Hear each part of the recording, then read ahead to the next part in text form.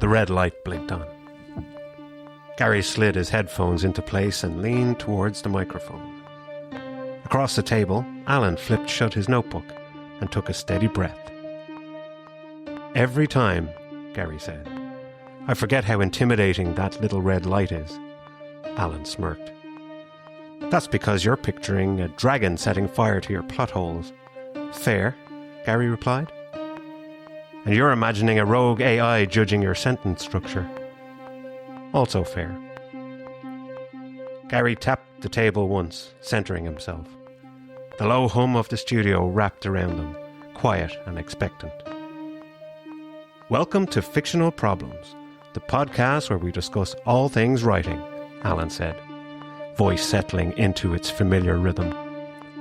"And today," Gary added, "we're breaking down how scenes actually work, using the three essential elements: action, dialogue, and narrative." Alan grinned.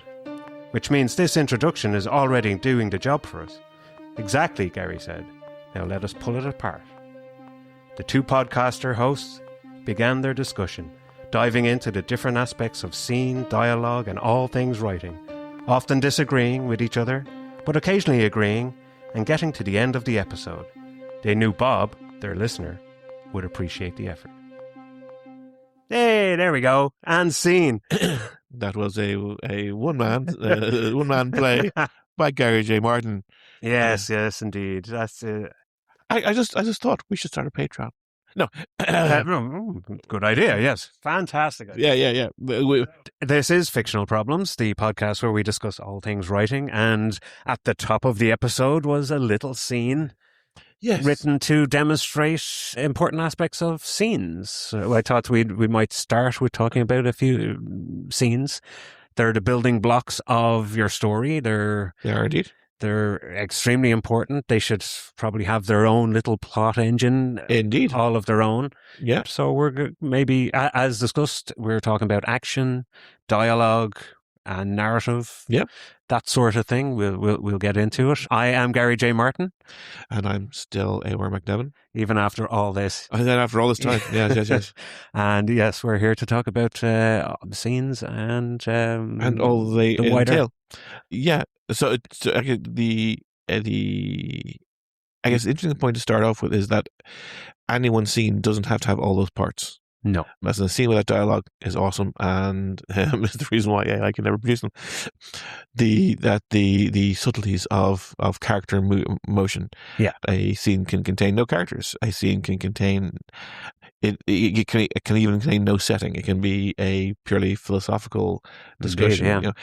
It can be a dream. It is the packet into which we place everything else. Yeah. What things should it have? What are the important things for a scene to do? Oh, that's an interesting question. I guess the answer I'd immediately come across is entertain. Well, that's like I'm not sure. Immediately, I'm not sure because maybe I'm looking at it from a writing point of view rather than a reading point of view. But not every scene that I write fully entertains me. Okay. That some of it is the bread and butter it's like it's the vegetables that we have to eat in order to get the meat at the end. You have to eat your meat or you don't get that pudding. So it's some of those like, okay, I have to get through this in order because the better scene happens later. I just realized, sorry, that was Pink Floyd. It was. Yeah, sorry.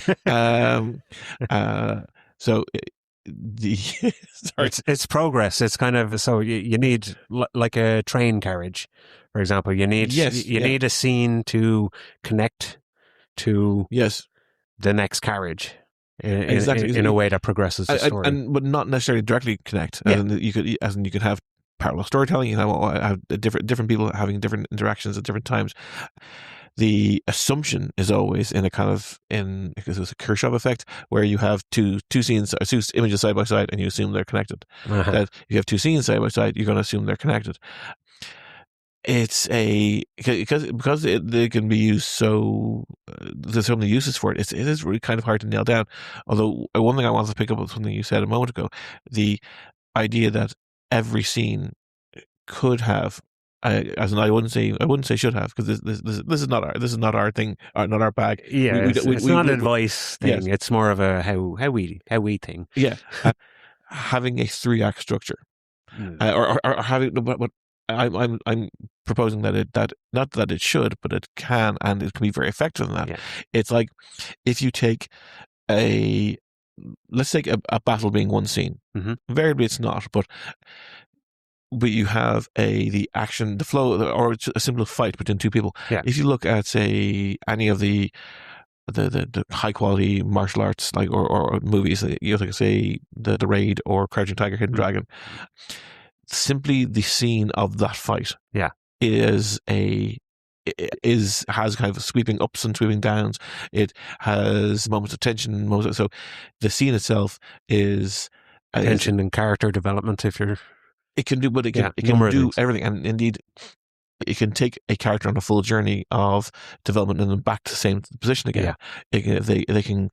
The Hamlet, to be or not to be, is a I guess a different scene, different structure, but it has a flow to it of taking the character through a path. So the scene itself, it's a interesting notion that, because everything else we talked about, and indeed the parts they're in, say dialogue and narrative, they have a specific uses, and there is, you can apply certain rules to them. Yeah, there's many different types of uses for the dialogue. There's there's different applications of dialogue, different applications of the action, different applications of the narrative, all kind of working. And I guess it's a question of like getting the ratios of action to dialogue to narrative.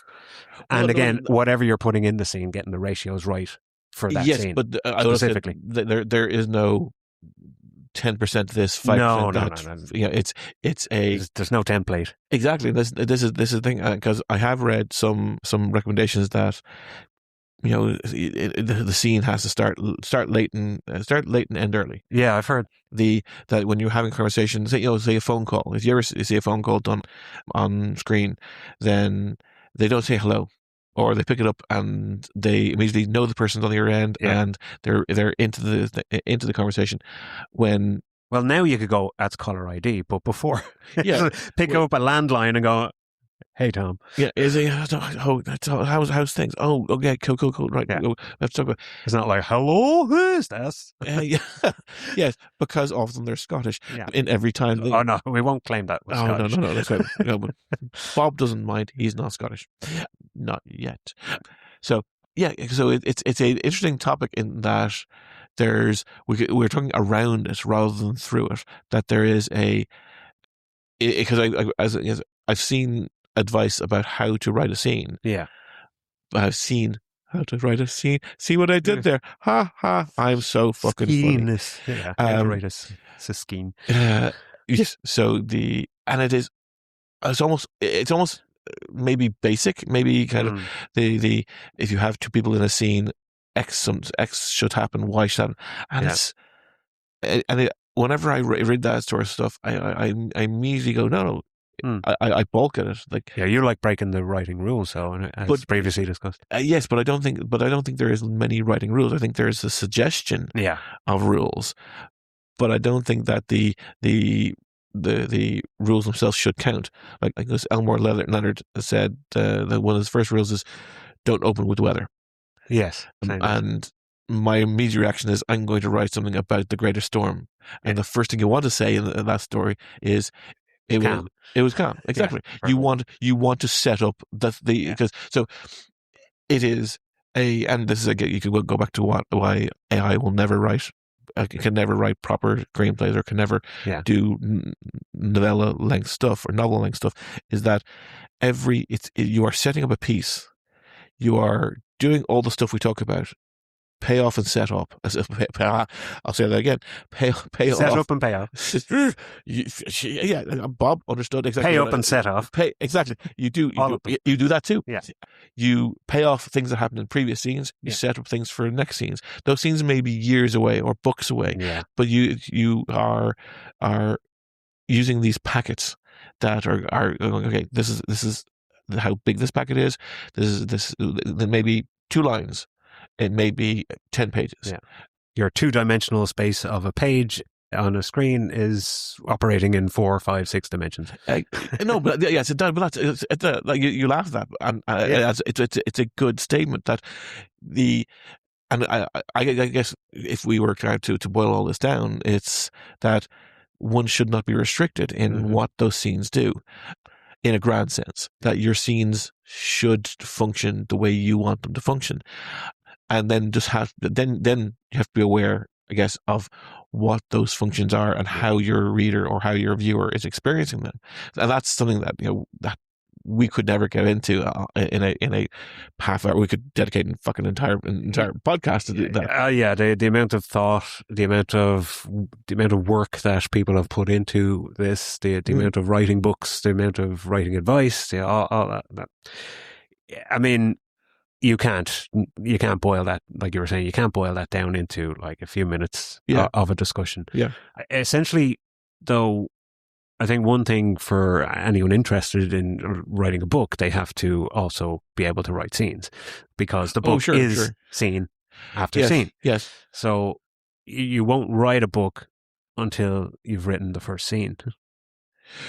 Sure. And then the second scene. I'm not sure where you're going with that as a line, because just insofar as the scenes, if we look at them like the building blocks of the story, right, and interconnected, and like you say, not direct connecting to the next chapter or even 3 chapters ahead, but every scene should fundamentally, as a building block, serve a purpose in the story.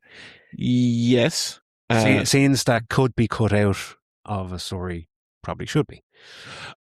Yes, but so that's okay. No, so my apologies. I get where you're aiming with this, and of course I'm going to disagree. What? No, so because do you ever hear the people saying, "Oh, that movie should have been 90 minutes long. They could have cut out 30 minutes of it." Yeah. And depending on who's saying it, you can get a sense of how utterly lacking they are in understanding about movies or storytelling. I'm quite sure I'll remember in a few minutes, but they're like, I remember hearing these Muppets. I was listening to a live stream, and they were talking about I was watching very much a right-wing live stream, and I'm sure they were talking about a left-wing movie, and they were talking about all the things to take out. Okay. And it was all the character stuff. All they wanted was the fights. All they wanted was the explosions. And I'm thinking, clearly these guys don't understand, and one or two of them are writers, and they clearly do not understand. That is odd. But I think that thing is, in that I thought they were playing to their audience. Because extract the because they're talking about removing the heart and soul of a movie, or of this thing, because they have an agenda. Yeah, they don't like the weepy bit in between the car chases. Yeah, exactly. But the weepy bit, like even like say. Take the movie Heat, absolutely fantastic movie. Yeah. That has a subplot where Natalie Portman is a troubled daughter. Yeah. She ultimately attempts suicide. She's looking to run away. There's troubles in her life. She's trying to deal with them, and her parents aren't dealing with it in a very positive way. That is a subplot that I would say that ilk of people go remove. Yeah. But it serves so many different functions. Yeah, it serves as a grounding point for the hero.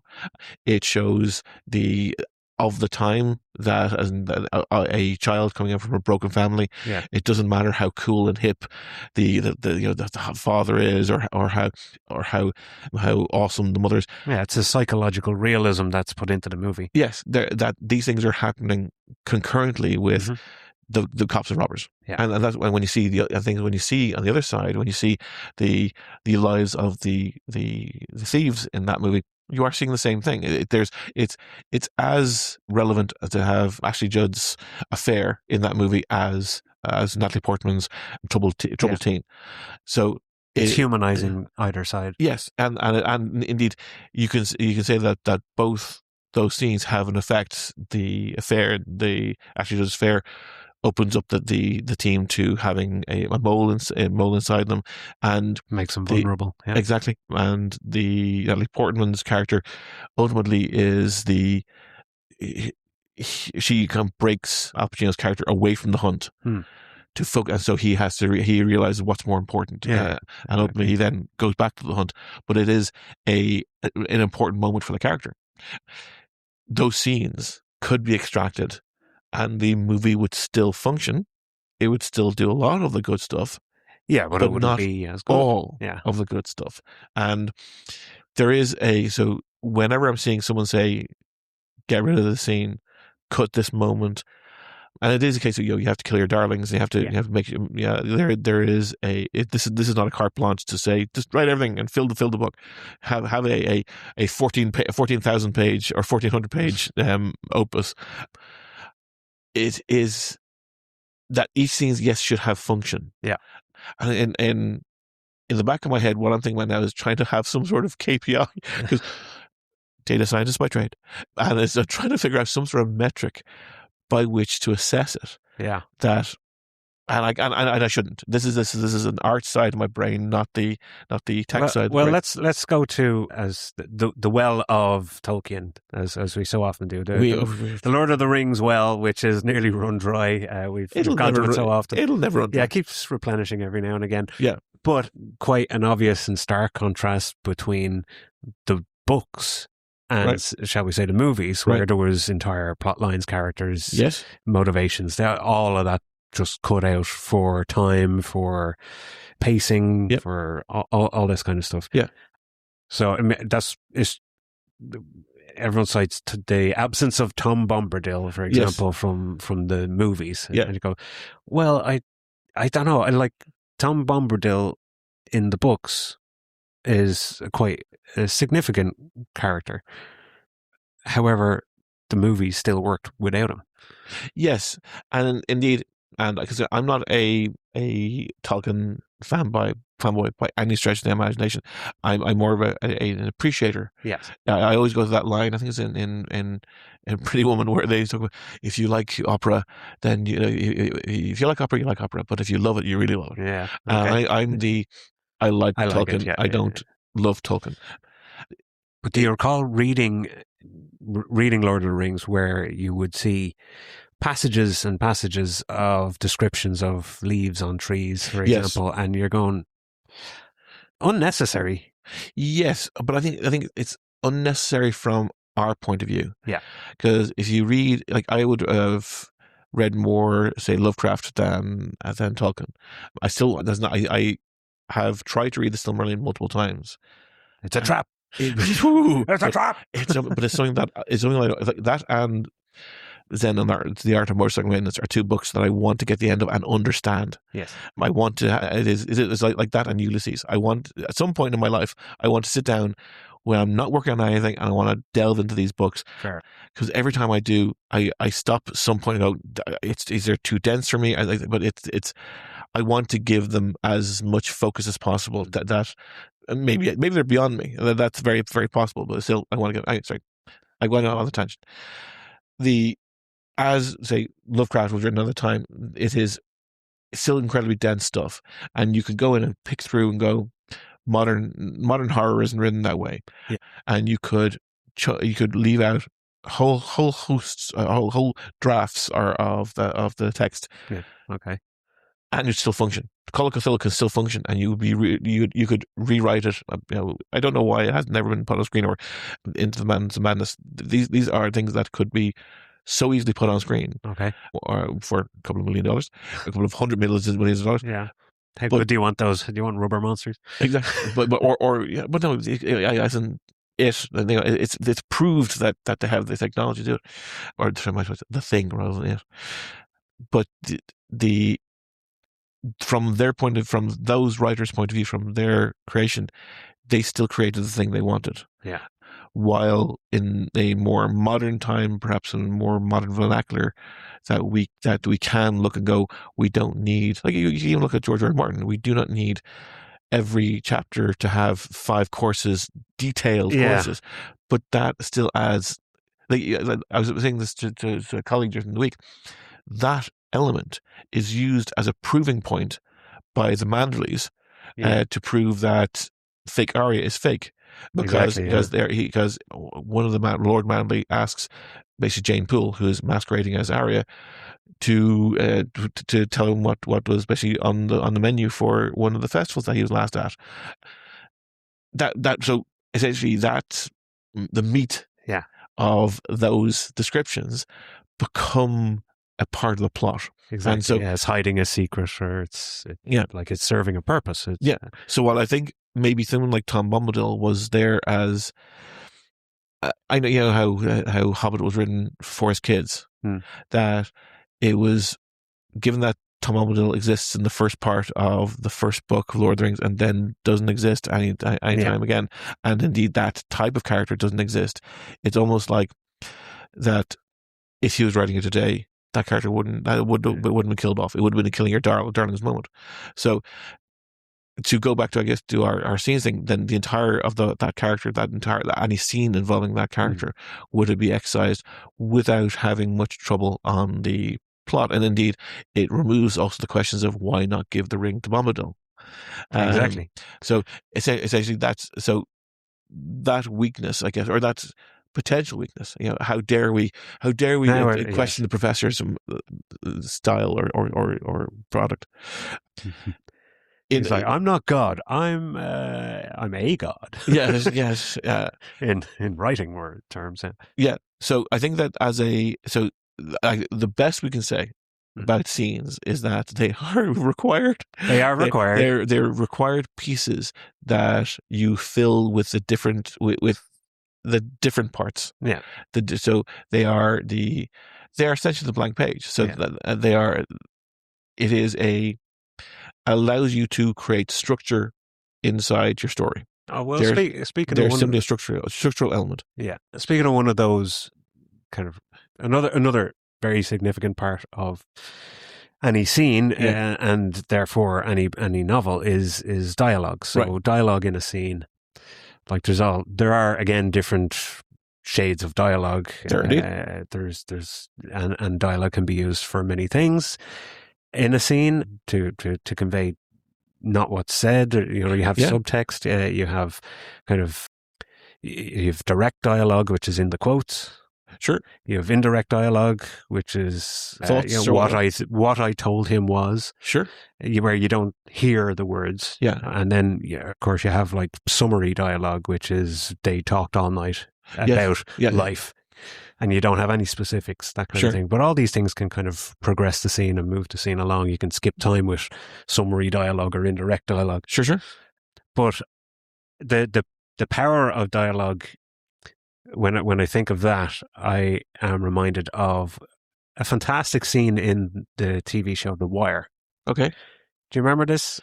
I think I think you know. But before you even say it, I think I know exactly what you're talking about. Where there was only one word used in its various forms. For the entire scene to convey any number of different thoughts, ideas, and feelings. Yeah. As the two detectives, for those who haven't seen The Wire, these two detectives enter this crime scene. Yeah, it's Bunk and McCar. In fact, I can't remember his name. Can't remember the Irish guy. Anyway. So they Macaulay, not Macaulay. No, that's Heat again. I'll remember in a second. But the fuck scene. Yeah, which is not what you think. Yeah, but it's a crime scene where there's a lot of dead bodies. No, they've gone back to a scene where someone was shot. Yeah, and they basically lay down all the scene photos that were shot, and essentially what they discover is the person was shot in the face when they leaned towards a window, and the killer was outside the window and shot through the window, and because of the light in the room they couldn't see through the window at dark. But it was the two guys going fuck, and it was just that one word over and over and over again. And it is and I think it's memorable, certainly. Oh, absolutely.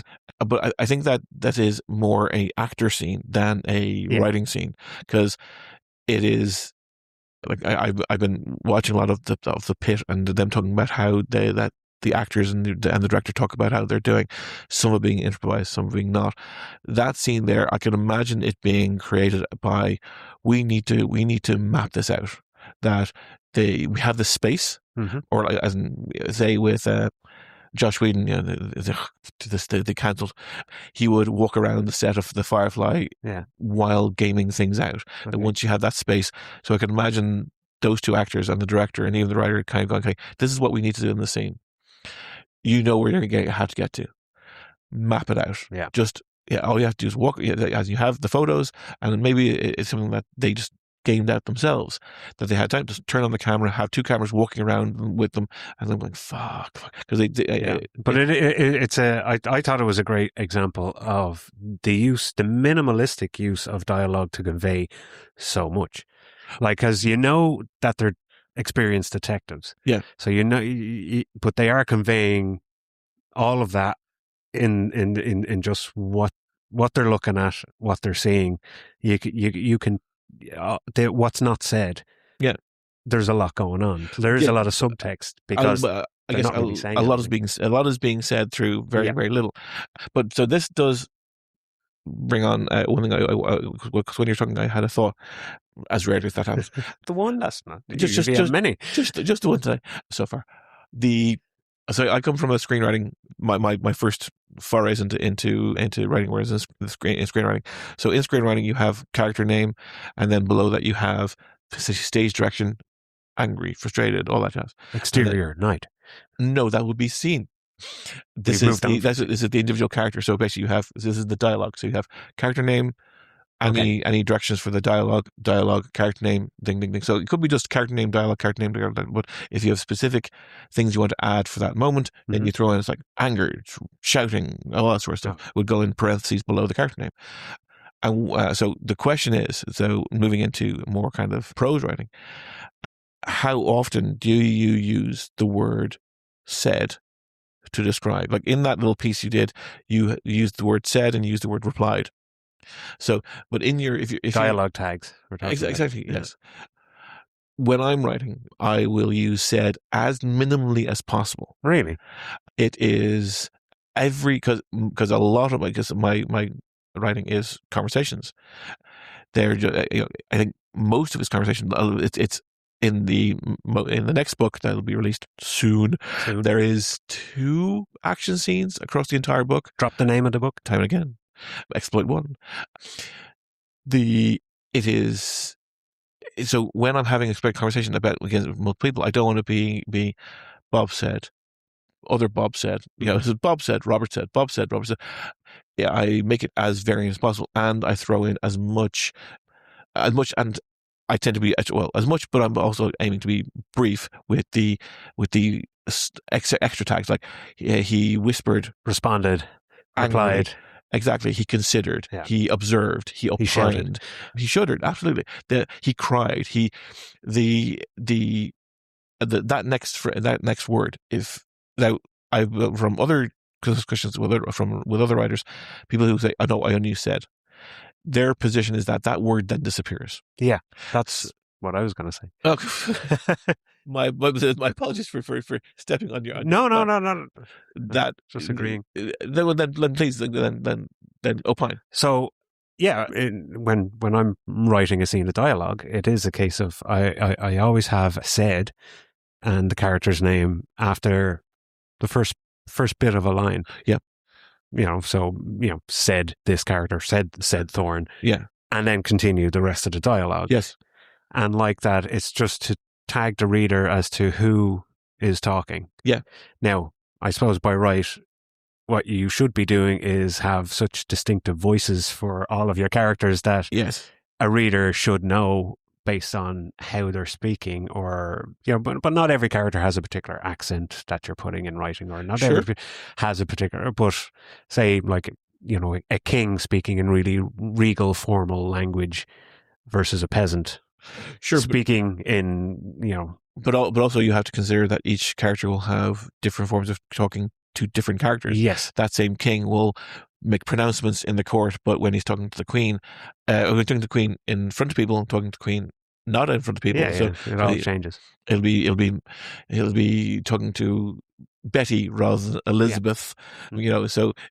Which are very important things to keep in mind when you're putting together, is not only who is talking, but how they relate to the person that they're talking to. 100%. Are they in other familiar company, or are they in company of people they don't know? Yes. That will make them more guarded. I guess that's talking about more realistic, actual dialogue, more so than the quotes and the tags. It's slightly different than he said or replied or that sort of thing. Sure, but we're talking about two different things. Well, I think they're both related. I think that in the sphere of dialogue, what's inside the inverted commas is the tenor, because if the scene, again, this packet is about moving the character along, moving the plot along, then if that character normally talks to another character a certain way and is not talking about, if their language is stilted, if their language is verbose, if their language is suddenly changed, then that's something that hopefully that through the dialogue alone, again coming from a kind of screenwriting background, it's just dialogue, that your action is a 3-line space, a 3-line space, 3-line, and you should have a lot of white space. So you're encouraged to have a lot of dialogue. Yeah, like to keep in mind, like say, if a character, like you were saying, talks to another character a particular way, but they might be under duress, so they talk to that character a different way that the other character is able to pick up. Hang on, something's off here. Yeah. That's, well, moving along on this topic, that's going into subtext of the story. Yes. And using dialogue as subtext. Yes, but that's why I would say that using the tags of even things like saying something like, say, they replied laconically, as or they said laconically, as in not just using the said, replied, whatever, but using the adjective thereafter. Then even if they said something brief, clipped, if they said no, I'm okay, they said, look, you are. She said tensing. Exactly. You are emphasizing the point. Yeah. So you are, and indeed, and perhaps to my weakness, or to talk against myself, someone who uses the said over and over and over again is more dependent on their dialogue to be more expressive, versus the person who's using the full range of responses, yes, to intonations, yes, replies. because just as with the wire fuck scene, then if you wrote that with the fuck dialogue scene. No, it's not. No, I will forever refer to it as the fuck scene, because it is but the person who's using said would have Macaulay. No, as I said again, that's the wire again. We'll look at it. McNeil. Fuck. No, that's a prison. Anyway, so but it would just be cop 1 said, cop 2 said, cop 1 said, cop 2 said, and it would be said, and it would be the actor who's bringing that the emphasis to the role. Yeah, in screenwriting, if in novel or in prose, it'd be said Bunk raising his eyebrows. Yes. Or laying down the photo of the murdered victim, laying down, shaking his head. Yeah, you're including those actions of the character, and I don't know. That's why I use like said. Yeah, most of the time. Right. Most of the time, the dialogue tag is said. Right. So it is there. And it's gone. So as a reader, you're you're skipping over saids. Yes, and I did. But okay. Oh, but that makes it all the more kind of unusual when I don't use said, like reply or resounded or boomed. Yeah. So I tend to use said as much as possible, and then when the punch is needed with a particular actual dialogue that is said, I can include that as one of the dialogue tags. So it's what's seldom is wonderful, in my opinion, when it comes to dialogue tags. Right. So if you have said for most, and then boomed, you're like, oh, hang on. It kind of grabs your attention as a reader to kind of say, okay. Oh no, absolutely. Sticking out as a strategy, I absolutely understand and think that it's grand. So this is again because we'll reemphasize, this isn't this isn't us saying these are things, the rules. This is just and then indeed having the two of us have our own being on different sides of this particular writer argument is wonderful in that, because I'm not going to sit here and I'm even going to remotely try and convince you that you're wrong. He is, by the way, he's very wrong. But well, why? No, you're not wrong. I'm sorry. I was just doing that for the. If I was to say the name McNulty. I just you fucking Google that. Alan exclaimed. Oh, exactly. That wouldn't be a Alan said. No, no, that would not be an Alan said. Or, that would be a boom. He wouldn't even Alan said exuberantly. No, it was you need an exclaim there. Exactly. I did Google it for that purpose. Thanks to black triangles. Yeah. I didn't want you just trying to figure it out over and over again, because I was getting stuck. We'll be the next record when suddenly I blurted it out. But you're absolutely right. I'm not. No, you're not wrong in what you're doing. You're absolutely right in your way of doing it. 100%. I 100% support that. It is. I will say that I have seen people who I have read in this discourse before attacking my position of using the variables, because what you're essentially, it's a perfectly prominent way of what you're doing, essentially using said, camouflaging it, and then Jack in the box, here's an important thing. So, and that's perfectly fine, absolutely good, grand. Yeah. I'm not doing that. In the corollary of kind of what we'll call, quote unquote, air quotes, my way of using the full range of tags, it's allowing kind of a more softer or kind of more kind of. It's almost like I'd grant you that it's almost like a crutch. Okay. That it allows the dialogue that I write to be, because I can say essentially if I was writing the fuck dialogue scene, then I would have he murmured, he whispered, he considered, he so that would illustrate that scene in a different way than seen as wouldn't be said. Yeah. So I would say that, and because it's my preference, again, this is not a hard and fast rule. Actually, not. No hard and fast rules here. It's okay. So what works for you? Exactly. That quote unquote my way is better for me in that I am hiding I'm hiding bad dialogue, or I could be hiding less work put into my dialogue, that I want to get to the end quicker because I don't have to spend time worrying about misinterpretations. Again, going back to screenwriting, that you have two people sitting in a cafe, they say you write a scene in a screenplay format, then the dialogue tags become the things that are not said. She said, it says in Alice, sad, and I say, I'm okay. Yeah. Versus exuberant, I'm okay. But do you think is it not a little easier to include the subtext of what you're saying if you're not spelling it out? On a dialogue tag, you can get you're hinting, and that's I guess the purpose of trying to include subtext in your scene, which most scenes should include some level. Well, because there'd be a conflict there. On which side are you saying? Are you saying that said gives more subtext, or the Well, what do you think? I mean, I think that it depends on. So for said, I would say that it depends more on the contents of the opinion, those inverted commas. Yeah. Because they are holding a very heavy burden. Sure. They are not benefiting from, say, this structure, this scaffolding. You could say that the because someone say you're doing exposition, something that I'm quite sure we'll talk about later on. That and the.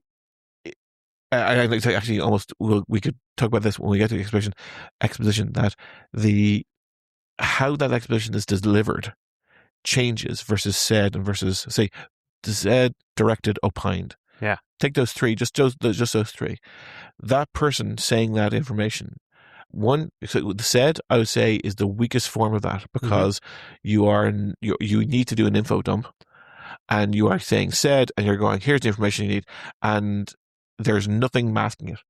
And it is much harder to write exposition in that way, because you then have to, again, the tenor of the character. You're focused on getting that phrasing right. Yeah. The person the character who says the same dialogue and opined versus directed, that is speaking to that character type, that character personality, going, here's the plan, or here's the situation around the plan, that exposition piece.